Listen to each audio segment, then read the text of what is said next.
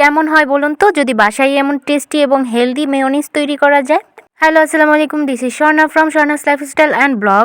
আপনাদের মাঝে আবারও একটি মেকিং ভিডিও নিয়ে চলে আসলাম। এটা হচ্ছে হেলদি মেয়োনিজ তৈরির ভিডিও। এই মেয়োনিজটা মেক করা এতই সহজ আর এত কম ইনগ্রিডিয়েন্টস লাগে যেটা আপনারা কল্পনাও করতে পারছেন না।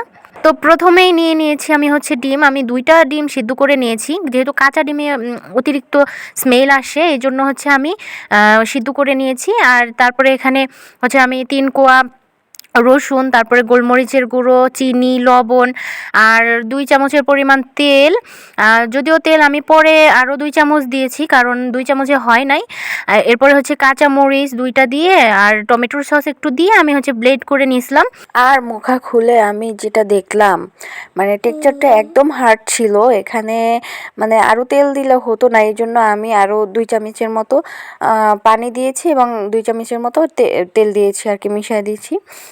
তো দেখেন আপনাদেরকে ইউটিউবাররা কেমন বোকা বানায়, কারণ শুধুমাত্র তেল দিয়ে হয় না, 2 চামচ পানিও দিতে হবে, যেহেতু এটা সিদ্ধ ডিম। তো পানি দেওয়ার পরে দেখেন আমার মেয়োনিজটা কেমন সফট আর কি সুন্দর দেখতে হয়েছে, দেখছেন?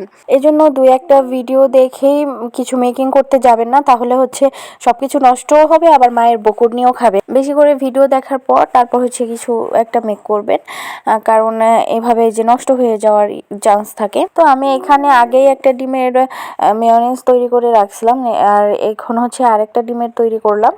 2টা ডিমের মেয়োনিজ আমার রেডি। তো এটা দিয়ে আমি কি বানাই আপনারা দেখতে পারবেন নেক্সট ভিডিওতে। আর এই ভিডিও যদি আপনাদের ভালো লেগে থাকে তাহলে হচ্ছে অবশ্যই লাইক, কমেন্ট এবং শেয়ার করে দেবেন, আর আমার চ্যানেলটা সাবস্ক্রাইব করতে ভুলবেন না।